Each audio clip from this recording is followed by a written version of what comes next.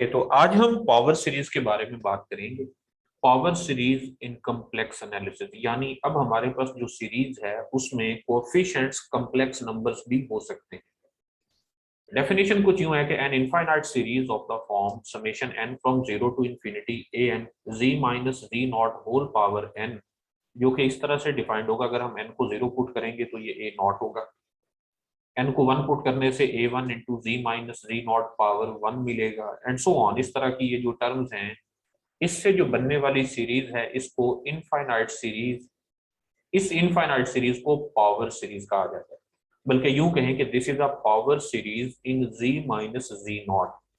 अच्छा, यहाँ पर ये जो कोएफिशिएंट्स हैं A nought, A one, A two, A three and so on, ये सारे कॉम्प्लेक्स कांस्टेंट्स हैं। और यहाँ पर जी नॉट को centre of the power series कहा जाता है।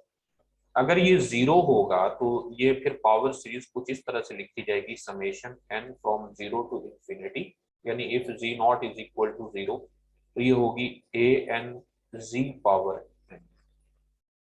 ओके, तो हम इस सीरीज के बिहेवियर को जांचने के लिए इस सीरीज के बारे में सारी डिस्कशन करेंगे और फिर उसको जनरलाइज करते हुए हम कहेंगे कि results are valid for this series also, यानी सेंटर जीरो के लिए भी जो वैलिड होंगे बाकियों के लिए भी उसी को जनरलाइज किया जा सकता है। अच्छा, अब हम बात करते हैं कि एब्सोल्यूट कन्वर्जेंस से क्या मुराद है। यहाँ पर इस सीरीज, किसी भी सीरीज, कोई भी सीरीज जो कॉम्प्लेक्स नंबर्स में हम ले रहे हैं उसकी कन्वर्जेंस और डाइवर्जेंस को चेक करने के लिए मोस्टली वो तमाम रिजल्ट अप्लाई हो सकते हैं जो हमने पहले पढ़ रखे हैं, जो कि रियल एनालिसिस में हमने पढ़े, तो सॉरी रियल में नहीं, कैलकुलस में हमने पढ़े। अच्छा, तो अगर हमारे पास एक पावर सीरीज हो इस तरह की, summation A N Z power N, तो हम ये कहते हैं कि this series is absolutely convergent if this series is convergent. अब ये सीरीज कैसी है आप देख सकते हैं कि इसकी जो टर्म्स हैं उन टर्म्स का मॉड लेने से जो नई सीरीज बनी है, यानी यूं कहें कि ये जो सीरीज है ये रियल नंबर्स की सीक्वेंस सीरीज है, और ये जो सीरीज है ये कॉम्प्लेक्स नंबर्स की है। तो कॉम्प्लेक्स नंबर्स में जो टर्म्स इन्वॉल्व हैं उन तमाम टर्म्स के मॉड ले लेने से जो नई सीरीज बनी, अगर वो नई सीरीज कन्वर्जेंट है तो हम ये कहते हैं कि ये जो कॉम्प्लेक्स सीरीज है ये एब्सोल्युटली कन्वर्जेंट है। हम इस तरह के कुछ रिजल्ट्स पहले पढ़ चुके हैं। और अगर एक सीरीज एब्सोल्युटली कन्वर्जेंट हो तो वो खुद भी कन्वर्जेंट होती है।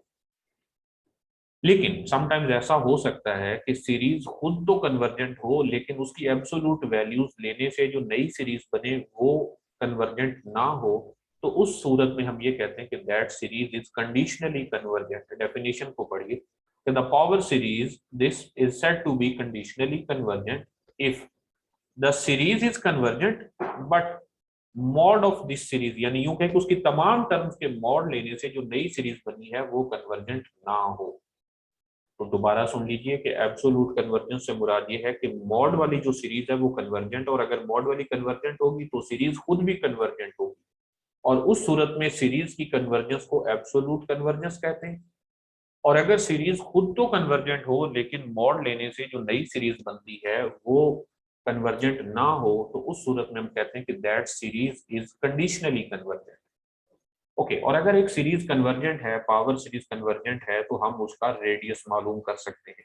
अब रेडियस से क्या मुराद है, देखें हमारे पास ये कॉम्प्लेक्स प्लेन है, फॉर एग्जांपल ये उस सीरीज का सेंटर है, तो वो तमाम वैल्यूज जिनमें ये सीरीज कन्वर्जेंट होगी वो एक सर्कुलर डिस्क बनाएंगे। या तो वो जस्ट जी नॉट होगी या फिर वो एक सर्कुलर डिस्क में वो तमाम पॉइंट्स होंगे। तो जितनी बड़ी सर्कुलर डिस्क बन सकती है उसका जो रेडियस होगा वो रेडियस ऑफ कन्वर्जेंस कहलाता है। यानी अगर इस बॉल के अंदर, इस डिस्क के अंदर हर पॉइंट पर सीरीज कन्वर्जेंट हो तो इसका जो रेडियस है, इस रेडियस को हम कहते हैं that is the radius of convergence of that series. जरा डेफिनेशन की तरफ आते हैं कि let this be a power series. ये हमारे पास एक पावर सीरीज है, आप देख सकते हैं कि ये कैसी पावर सीरीज है जिसका सेंटर जी नॉट है। A non-negative number r is said to be radius of convergence of given series if z minus z naught mod is less than r and diverges for, यानी वो series जो है वो इन तमाम points के लिए तो कन्वर्जेंट हो लेकिन उसके बाहर जितने भी पॉइंट्स हैं उन तमाम पॉइंट्स के लिए वो सीरीज डाइवर्जेंट हो, तो उस सूरत में हम ये कहते हैं कि that R is radius of convergence. अच्छा, सर्कल ऑफ कन्वर्जेंस की अगर हम बात करें तो ये जो बाउंड्री है, यानी यहाँ पर ये जो सर्कल बना है, इस सर्कल को सर्कल ऑफ द कन्वर्जेंस कहा जाता है। अब मालूम कैसे करना है हमने, अगर हमारे पास एक सीरीज दी गई हो और कहा जाए कि इसका रेडियस मालूम करें, रेडियस ऑफ कन्वर्जेंस, तो इस तरह से मालूम करें कि 1/r is equal to limit n approach infinity a n mod whole power 1/n। ये फार्मूला तब लगाया जाए जब पावर में n हो, ताकि पावर 1/n लेने से वो कैंसिल हो जाए। ये सिर्फ पावर सीरीज नहीं बल्कि हर तरह की जो भी सीरीज कन्वर्जेंट होगी उसका रेडियस ऑफ कन्वर्जेंस मालूम करने के लिए ये फार्मूला यूज किया जाता है। या फिर रेशियो टेस्ट से यू कि limit n approach infinity a n plus 1 divided by a n mod, तो ये 1/r हमें मिलेगा। रेडियस मालूम करने के लिए फिर इसका रेसिप्रोकल लेंगे तो हमें r मिलेगा। ओके, रिजल्ट क्या है कि circle of convergence of a power series is the largest circle centred at c not such that the series is convergent at every point inside the circle. ये जो ऊपर बात हम कह चुके हैं कि उस सर्कल के अंदर हर पॉइंट पर वो सीरीज कन्वर्जेंट हो।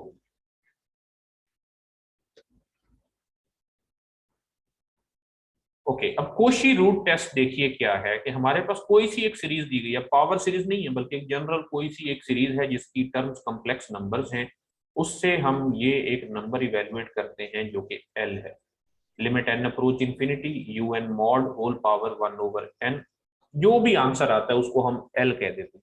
अगर तो ये नंबर एल लेस देन 1 होगा तो हम कहेंगे कि ये सीरीज कन्वर्जेंट है। अगर ये नंबर एल ग्रेटर देन 1 होगा तो हम कहेंगे कि ये सीरीज डाइवर्जेंट है। और अगर एल 1 के इक्वल होगा तो फिर इस टेस्ट की मदद से हम कुछ नहीं कह सकते। हो सकता है सीरीज कन्वर्जेंट है, हो सकता है सीरीज डाइवर्जेंट हो, लेकिन ये टेस्ट वहां पर फेल हो जाता है। इसका यही सिर्फ मतलब है कि इस टेस्ट की मदद से हम कोई नतीजा अखज नहीं कर सकते।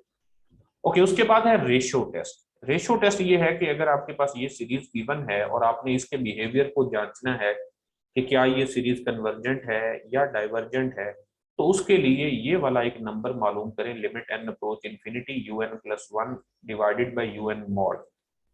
यानी यू एन प्लस 1 से मुराद है टर्म नंबर एन प्लस 1 और यू एन से मुराद है टर्म नंबर एन। उनकी रेशो लें, उसका मॉड लें और फिर लिमिट अप्लाई करते हैं, तो जो भी आंसर आए उसको एल कह देते हैं। अगर ये एल लेस देन 1 होगा तो सीरीज कन्वर्जेंट होगी, अगर ये एल ग्रेटर देन 1 होगा तो सीरीज डाइवर्जेंट होगी, और अगर ये एल इक्वल टू 1 होगा तो फिर ये टेस्ट फेल हो जाएगा। यानी इस टेस्ट की मदद से हम उस सीरीज के बारे में कोई बात नहीं कर सकते कि सीरीज कन्वर्जेंट है या डाइवर्जेंट है। ओके, अब बात करते हैं कि बाउंड्री पर उसका बिहेवियर कैसा है। ये देखिए, हमने बात की कि ये एक सीरीज का सेंटर है z0, ये उसका सर्कल ऑफ कन्वर्जेंस है, यानी ये उसका रेडियस है r। इसका मतलब ये है कि इस के अंदर अंदर जितने भी पॉइंट्स हैं उन तमाम पॉइंट्स पर सीरीज कन्वर्जेंट है। लेकिन अच्छा, इससे इसके अंदर तो तमाम पॉइंट्स पर सीरीज कन्वर्जेंट है और इसके बाहर तमाम पॉइंट्स पर सीरीज डाइवर्जेंट है। लेकिन हम इन पॉइंट्स के बारे में बात नहीं कर रहे, ये जो सर्कल वाले पॉइंट्स हैं। तो हो सकता है सीरीज इन पॉइंट्स पर कन्वर्जेंट हो, ऐसा भी हो सकता है कि सीरीज इन पॉइंट्स पर डाइवर्जेंट हो, ऐसा भी हो सकता है कि कुछ पॉइंट्स पर यानी इस बाउंड्री पर, इस सर्कल पर कुछ पॉइंट्स पर सीरीज कन्वर्जेंट हो और कुछ पॉइंट्स पर सीरीज डाइवर्जेंट हो।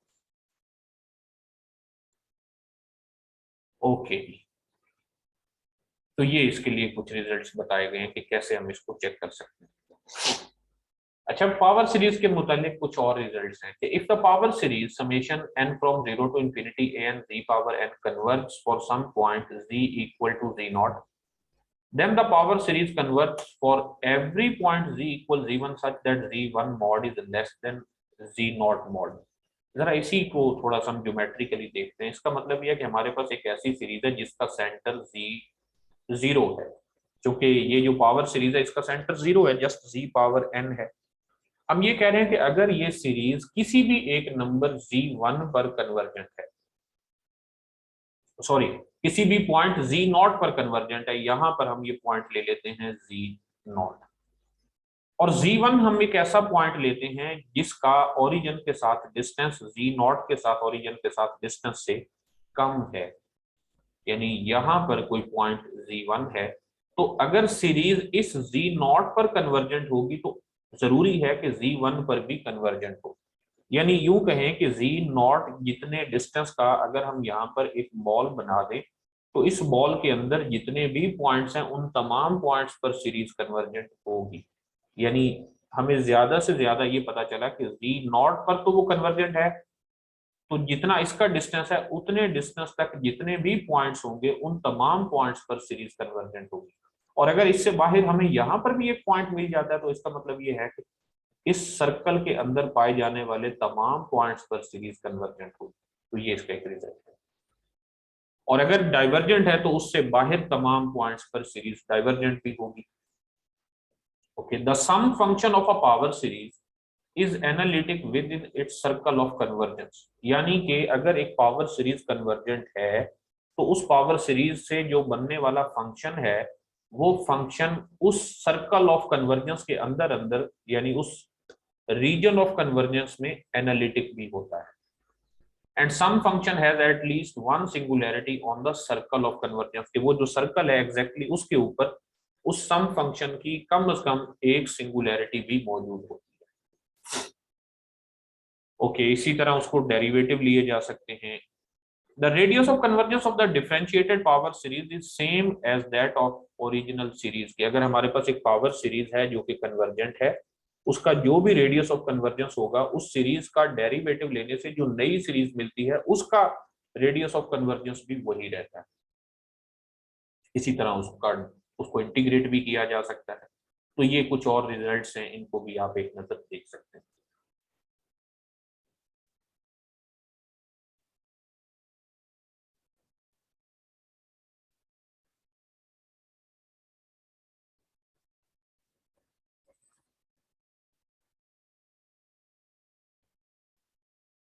ओके, इससे आगे हम चलते हैं टेलर थ्योरम और लॉरेंट थ्योरम की तरफ। टेलर थ्योरम यह है कि अगर हमारे पास एक function f of z given हो जो कि किसी भी सर्कल के अंदर तमाम पॉइंट्स पर एनालिटिक हो। ये हमारे पास एक सर्कल है, ये आप देख रहे हैं, इसके अंदर ये पॉइंट ए है।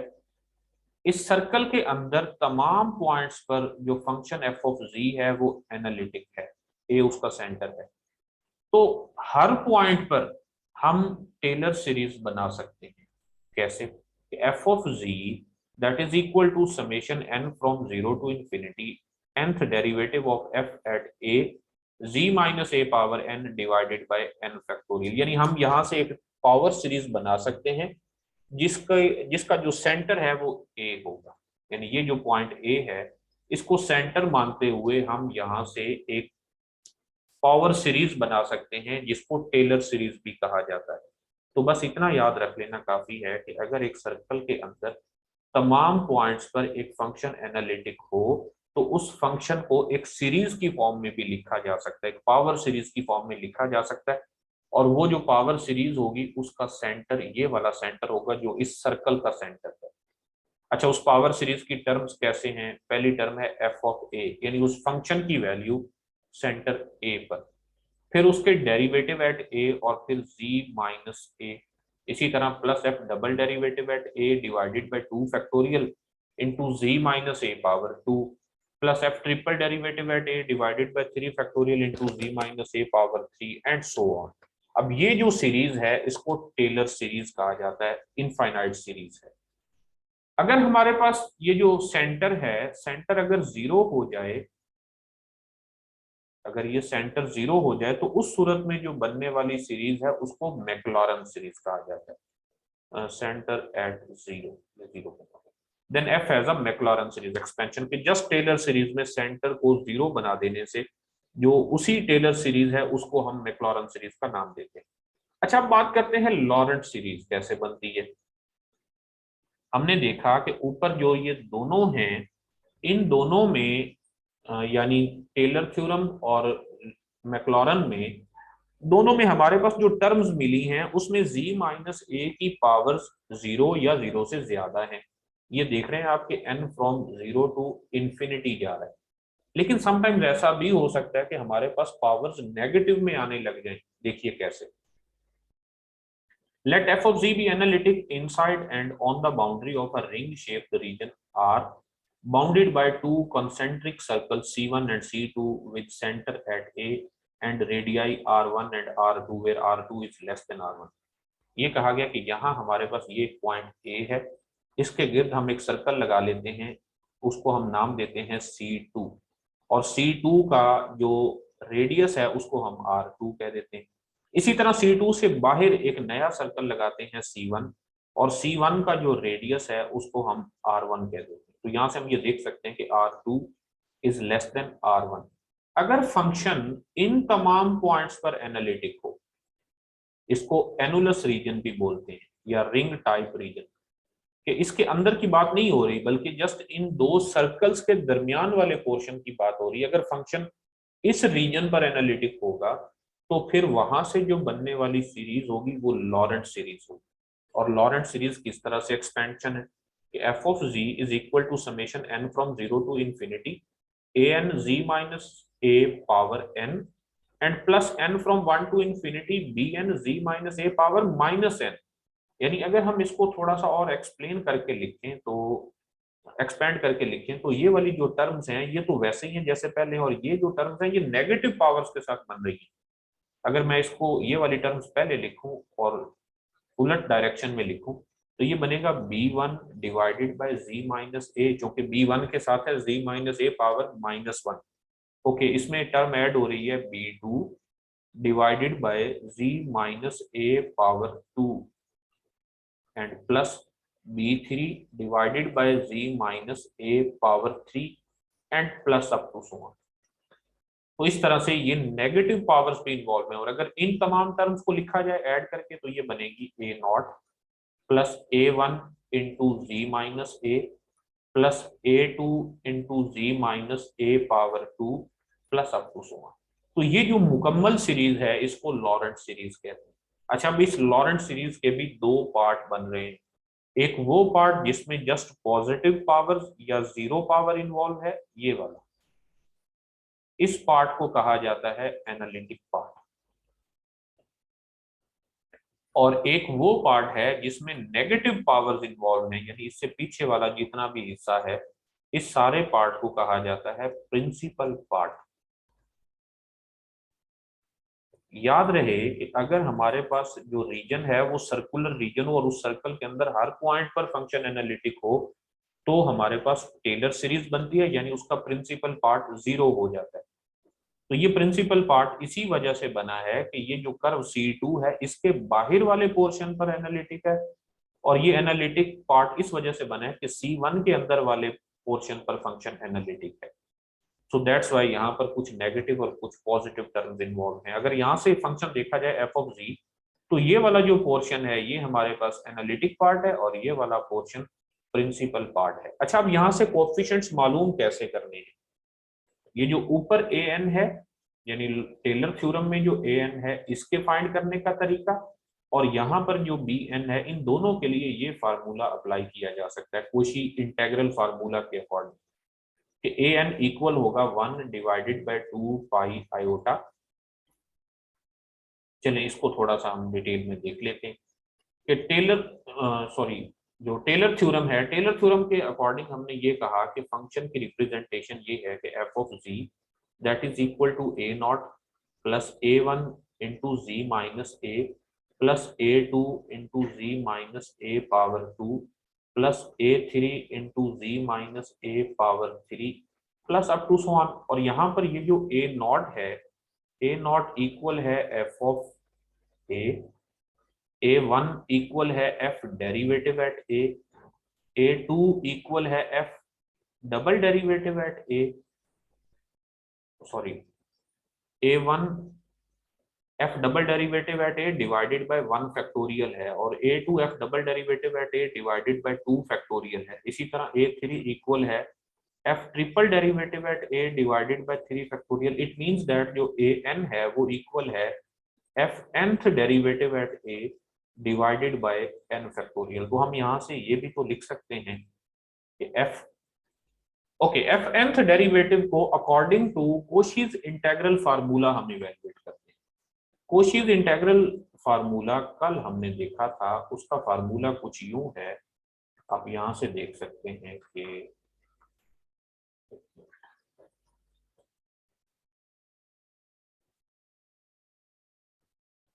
ये रहा, ये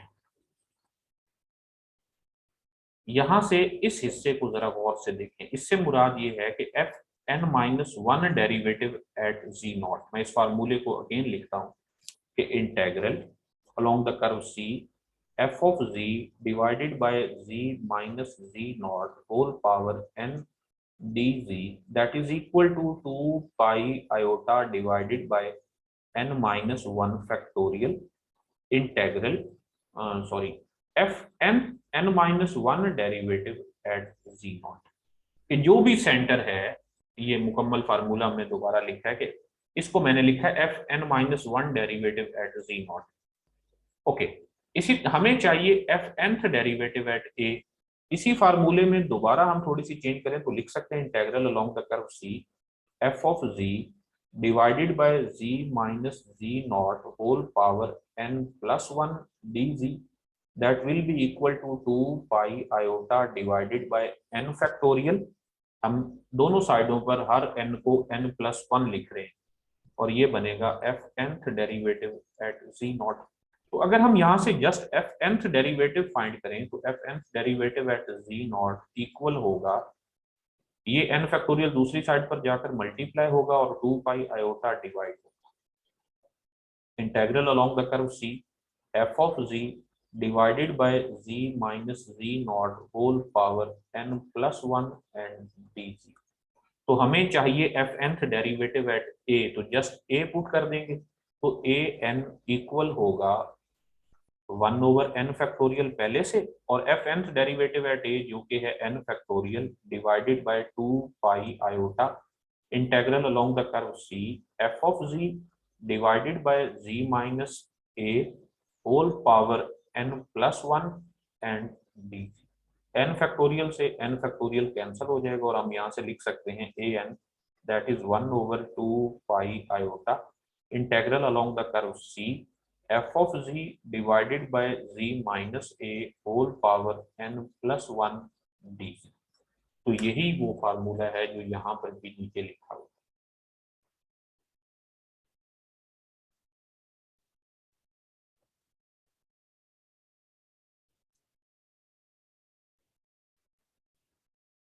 ये रहा, A N is equal to 1 over 2 pi iota integral along the curve C F of ji divided by ji minus A power n plus one and D.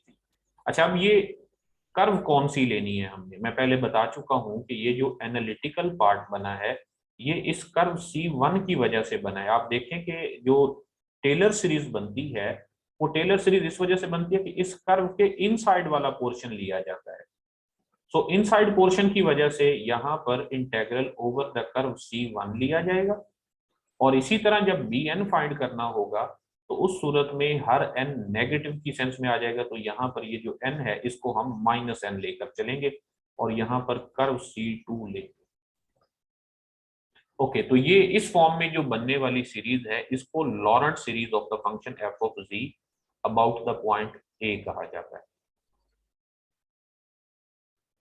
अच्छा, कुछ फंक्शंस की हमें ज्यादा इसके लिए लॉरेंट सीरीज वैसे तो अपने आप में एक बड़ा टॉपिक है अगर हम इसको मुकम्मल डिटेल में देखने लगे तो, लेकिन हमें इस लॉरेंट सीरीज को यूज करना है सिंगुलैरिटीज और पोल्स में।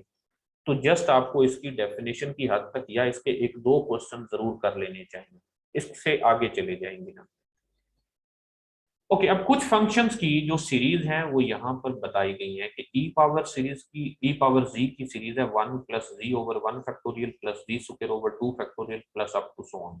इसी तरह sine z, cos z, tan z, ये भी बाज औक़ात पेपर में पूछ ली जाती है। डायरेक्ट एक फंक्शन देकर आगे उसकी सीरीज लिखी होती है और उसमें से पूछा जाता है कि यहाँ से कौन सी सीरीज उस फंक्शन की सीरीज है। यहाँ ये सीरीज बड़ी इंपॉर्टेंट है, 1 over 1 minus z that is equal to 1 plus z square plus z cube plus up to so on। और ये तब वैलिड है जब z mod लेस देन 1 होता है और इसी तरह 1 over 1 plus z भी तभी वैलिड है जब z mod लेस देन 1 है। सिमिलरली log 1 plus z भी बनाई जा सकती है और log 1 minus z की सीरीज भी बनाई जा सकती है। तो मैं ये नहीं कहूंगा कि आप ये एक्सरसाइज मुकम्मल सॉल्व करें, जितने आपसे पॉसिबली हो सके वो कर लें, बाकियों को अभी छोड़ दें। ओके, अब हम बात करते हैं जीरोज एंड देयर ऑर्डर। एक फंक्शन के जीरो से मुराद वो नंबर है कि उस फंक्शन में वो पॉइंट पुट किया जाए और आंसर जीरो आ जाए। A number z not is the zero of a function f if f of z not is equal to zero. Okay, और जीरो ऑफ ऑर्डर एन से मुराद ये है कि फंक्शन खुद भी जीरो दे उस पॉइंट पर, फंक्शन का डेरिवेटिव भी उस पॉइंट पर जीरो हो, फंक्शन का डबल डेरिवेटिव भी उस पॉइंट पर जीरो हो, और फंक्शन का n माइनस वन डेरिवेटिव भी उस पॉइंट पर जीरो हो, लेकिन nth डेरिवेटिव जीरो ना हो। तो उस सूरत में हम ये कहते हैं कि वो जो पॉइंट जी नॉट है वो जीरो तो है, साथ ही साथ उसका ऑर्डर n है। यूं कहें कि ऑर्डर 5 से मुराद ये है कि फंक्शन के पहले चार डेरिवेटिव और फंक्शन खुद उस पॉइंट पर जीरो हो, लेकिन फंक्शन का पांचवा डेरिवेटिव उस पॉइंट पर जीरो ना हो, तो हम कहेंगे कि वो पॉइंट उस फंक्शन का जीरो है और उसका order 5। Okay, a zero of order n is also referred to as a zero of multiplicity n। अगर किसी नंबर की, अगर कोई नंबर एक ऐसा नंबर हो जो जीरो हो और उसका ऑर्डर वन हो, तो उसको सिंपल जीरो भी कहा जाता है। ओके, अब जीरो ऑफ ऑर्डर एन के लिए हमारे पास एक फार्मूला है, एक थ्योरम है, जिसके अकॉर्डिंग हम बात कर सकते हैं कि अगर हमारे पास z इक्वल जी नॉट एक ऐसा नंबर हो जो जीरो हो और उसका ऑर्डर n हो, तो उस सूरत में फंक्शन को इस तरह से लिखा जा सकता है, F of z is equal to z minus ji not whole power n phi of z, where phi is analytic at z equal z naught and phi of z naught is not equal to zero। यानी आप ये देख सकते हैं कि इस function में अगर z का ऑर्डर n है, तो फंक्शन इस फंक्शन f में पुट करने से भी आंसर जीरो आएगा, फंक्शन के फर्स्ट डेरिवेटिव में पुट करने से भी आंसर जीरो आएगा, एंड सो ऑन। फंक्शन के n माइनस वन डेरिवेटिव तक आंसर जीरो आएगा, लेकिन nth डेरिवेटिव में जी नॉट पुट करने से आंसर जीरो नहीं मिलेगा। इसी वजह से हम ये कह सकते हैं कि फंक्शन को इस फॉर्म में लिखा जा सकता है। जरा यहां से देखिए कि नंबर वन जो है, इसका जो जीरो है वो है -2 प्लस आयोटा, -2 प्लस आयोटा। अगर हम इसमें पुट कर दें जी की जगह पर, तो -2 से +2 कैंसिल और आयोटा से माइनस आयोटा कैंसिल हो जाएगा। It means that this z not is a zero of this function. लेकिन अब इसका ऑर्डर कितना है, तो ये हमें यहां से भी पता चल रहा है कि इस फंक्शन का ऑर्डर, सॉरी, इस जीरो का ऑर्डर 2 है। और अगर हम इसे बाय डेफिनेशन वेरीफाई करना चाहें, तो आप देख सकते हैं कि F of z not that is equal to z not plus two minus iota whole power 2 that is equal to zero. और अगर हम फंक्शन का डेरिवेटिव लें, तो f derivative at z equal होगा 2 into z plus two minus iota. अगर हम इसमें जी नॉट पुट करें, तो एफ ऑफ जी नॉट जो कि इक्वल होगा 2, और जी नॉट है -2 plus iota, so -2 plus iota plus 2 minus iota, that will be again zero. और अगर हम फंक्शन का डबल डेरिवेटिव फाइंड करें, तो f double derivative at z equal होगा जस्ट 2, और अगर हम इसमें जी नॉट पुट करें तो आंसर जीरो नहीं मिलेगा। यानी हम ये कह सकते हैं कि ये जो जीरो है इस फंक्शन का, इस जीरो का ऑर्डर 2 है। इसी तरह आप बाकियों में भी वेरीफाई कर सकते हैं।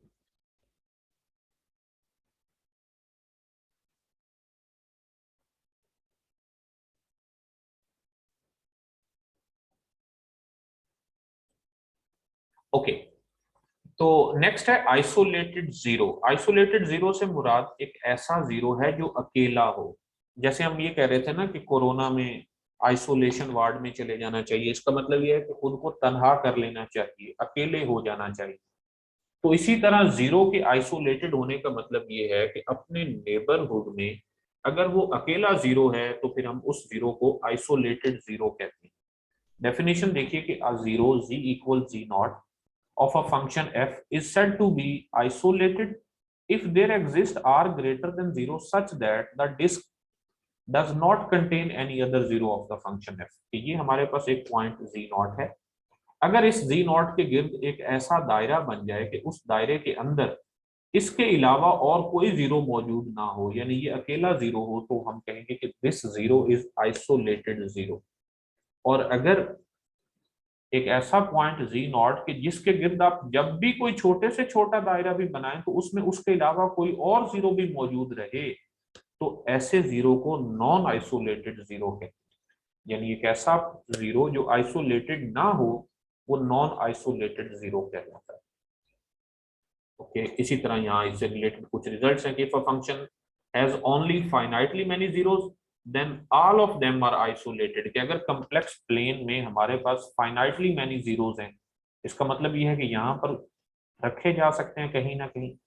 तो आप देख सकते हैं कि हर एक के गिर्द एक छोटा सा दायरा बनाया जा सकता है कि वो अपने उस दायरे में एक वाहिद जीरो होगा। इसका मतलब ये है कि अगर किसी भी फंक्शन के फाइनाइटली मेनी जीरोस हों तो वो सारे आइसोलेटेड जीरोस होते हैं। इसी तरह all zeros of a polynomial और रैशनल फंक्शन आर आइसोलेटेड। किसी भी रैशनल फंक्शन के जो जीरोस होंगे या किसी भी पोलिनोमियल फंक्शन के जितने भी जीरोस होंगे वो सारे के सारे आइसोलेटेड होंगे।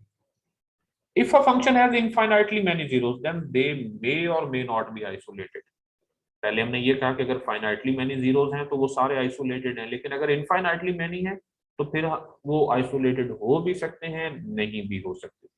जैसे sine z, cos z, sine hyperbolic z, cos hyperbolic z has infinitely many zeros. कि इनके इनफाइनाइटली मेनी जीरोस हैं। देखिए कैसे। साइन जी के बारे में अगर हम बात करें कि इसके जीरोस कौन कौन से हैं, तो साइन जी अगर हमारे पास फंक्शन हम ले लें तो हमें वो पॉइंट्स मालूम करने हैं जो इस फंक्शन में पुट करने से आंसर जीरो आ जाए। तो वो साइन जी जीरो होता है यहाँ पर या फिर यहाँ पर। तो जीरो पर भी, पाई पर भी, 2 पाई पर भी, -पाई पर भी, 3 पाई पर भी एंड सो ऑन। तो इसके जो जीरोस हैं वो इनफाइनाइटली मैनी है। वो कौन कौन से हैं? वो हैं Z n pi, where n belong to Z. तो अब ये इनफाइनाइटली मैनी जीरोस हैं, लेकिन ये सारे आइसोलेटेड जीरोस हैं। आइसोलेटेड कैसे हैं? इनको हम जरा कॉम्प्लेक्स प्लेन में ड्रा करते हैं। प्लेन पर अगर हम इन इन नंबर्स को ड्रा करें तो ये कहां कहां पर होंगे? 0, 1 पाई, 2 पाई, 3 पाई, 4 पाई एंड सो ऑन, इस तरह आगे की तरफ। और इसी तरह -पाई, -2 पाई, -3 पाई एंड सो ऑन। तो आप देख सकते हैं कि इसमें से कोई सा भी हम एक नंबर लें, कोई सा भी एक जीरो लें, तो उसके गिर्द एक सर्कल बनाया जा सकता है और उस सर्कल के अंदर वो वाहिद जीरो होगा। इसका मतलब ये है कि ये सारे जीरो आइसोलेटेड हैं।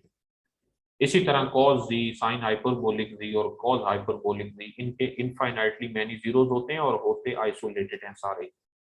लेकिन अगर हम ये वाला फंक्शन लें f of ji that is equal to sine 1/z where z is not equal to zero and zero when z is equal to zero, तो इस फंक्शन में z इक्वल टू जीरो एक ऐसा जीरो है जो non isolated है। और इस तरह इसके और भी बहुत सारे नॉन आइसोलेटेड जीरोस पाए जाते हैं। ओके, अब ठीक है जी।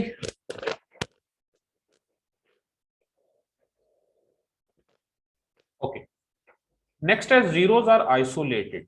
ये एक थ्योरम है कि let f be a non zero function और एनालिटिक फंक्शन भी है किसी डोमेन डी में, तो उसका जो हर जीरो होगा वो आइसोलेटेड होगा। अब ये एनालिटिक फंक्शंस की एक प्रॉपर्टी है कि किसी भी एनालिटिक फंक्शन के किसी डोमेन में जितने भी जीरोस होंगे वो सारे के सारे आइसोलेटेड होंगे।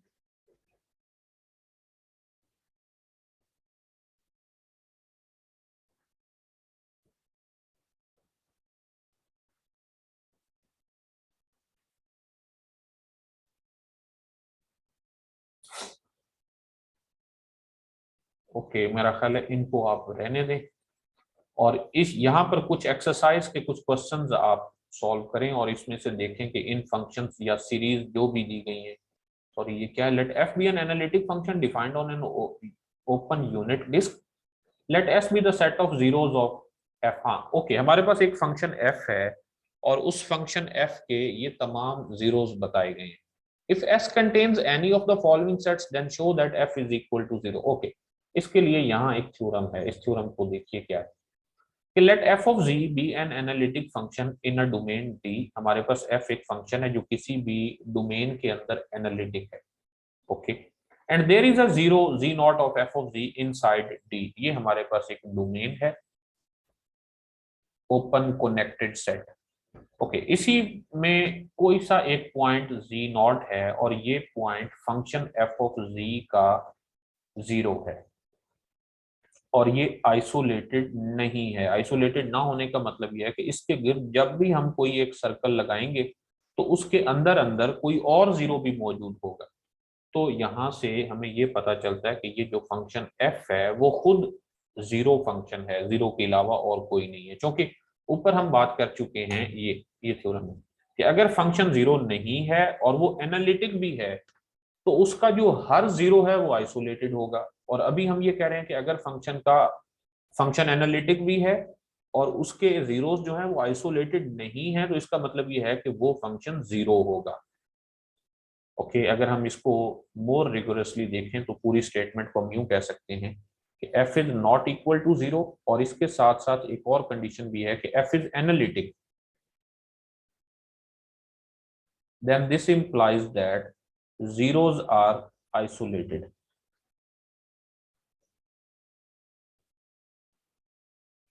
ओके, नेक्स्ट मीटिंग स्टार्ट करते हैं।